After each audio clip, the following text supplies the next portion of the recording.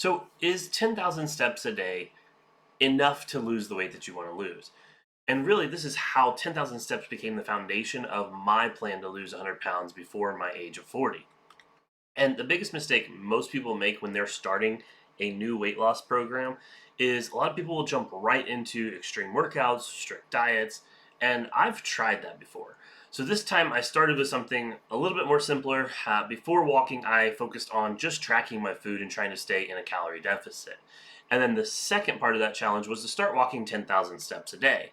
And the reason that I chose that is I needed something repeatable every day that I could do, whether it was cold outside, hot outside. I just didn't feel like I wanted to go outside because Midwest weather is very unpredictable. And I needed a plan that worked for either indoors or outdoors. And walking to me made the most sense. Now, I do have a gym membership to Planet Fitness. I went and walked on the treadmills, and typically I just found that I didn't enjoy being there. I wanted to be able to do things at home or outside, and I just didn't like going to the gym for purely walking. It was very boring. So I chose to figure other ways to do that. And why walking works anywhere is one, like I said, you can do it outside when the weather's nice and you get extra sun, which is great. You can do it on a treadmill when it's cold. I prefer to just march in place. Treadmill to me at 3 miles an hour, 3.5 miles an hour, whatever you use, just isn't fun. It gets very boring and I can't really do anything else. Like I could put the TV on and walk on the treadmill and watch, but I just don't. The treadmill we have doesn't work with my weight yet. So there may come a day where that's the new norm, but for right now, I just march in place. Um, and like I said, marching in place is the biggest one for me because I can do it at any point. I can stop what I'm doing, get up for 10, 20 minutes, march in place. I've got a TV with Amazon on it so I can watch shows. And it's just this very simple to do. I don't have to have a gym membership. I don't have to go work out super hard for an hour and be sore the next couple of days. So that's why it works for me, and that's why it works anytime. And I think that's why it would work for you if you started this process too. So my issue with walking was that it was boring. So before I went to walking, I focused more on running.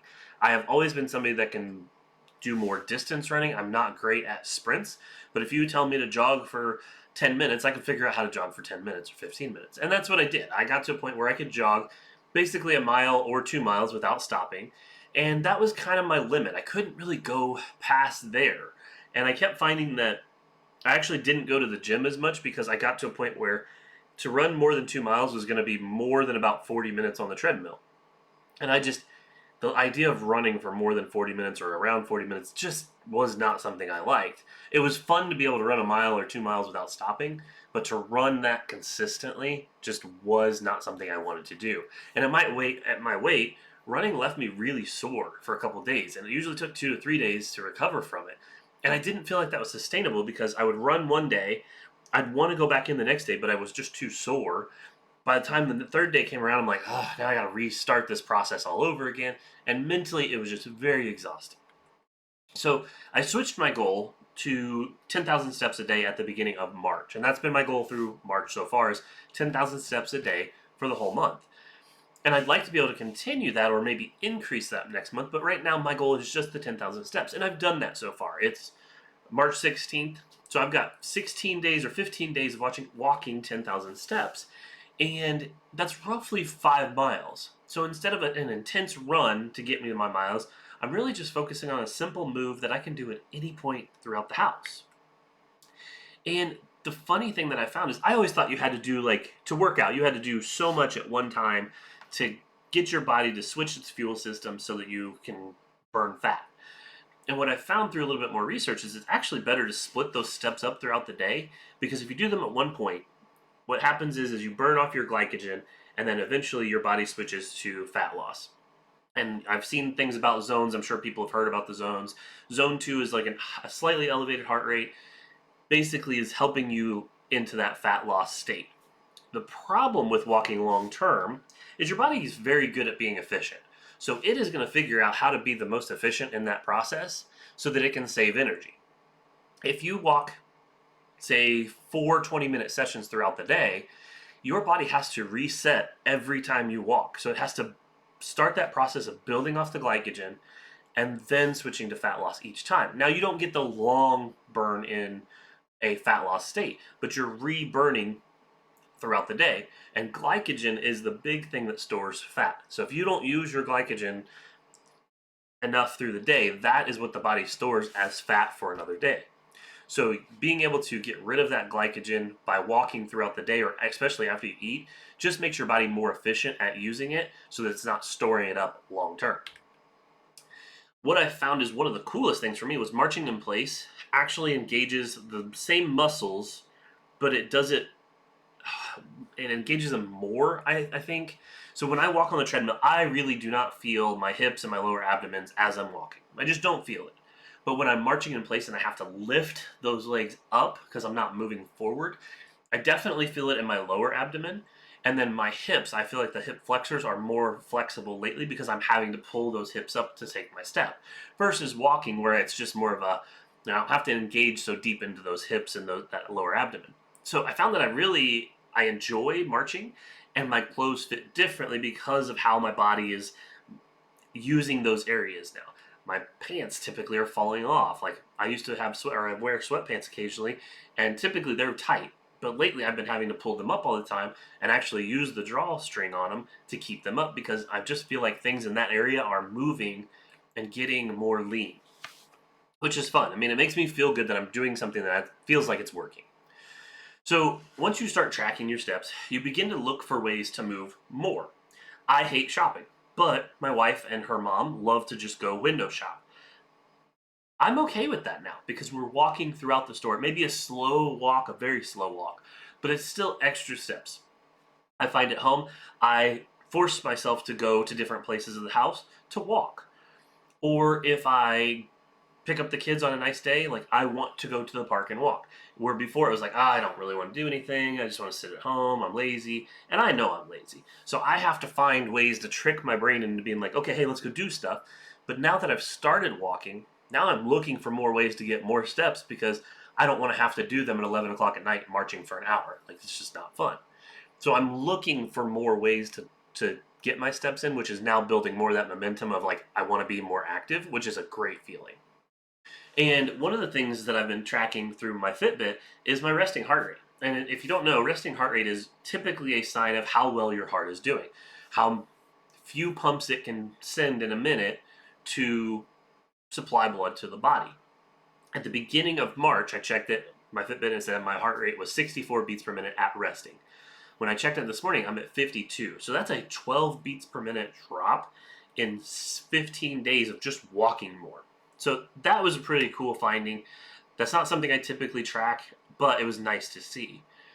And so weight loss is often very overcomplicated. And I think that's true. Anybody that's trying to lose weight tries to overcomplicate it. And I don't think they mean to. I think it's just how it happens because we've got these things in society that kind of show us this. So for me, I had to make it less complicated.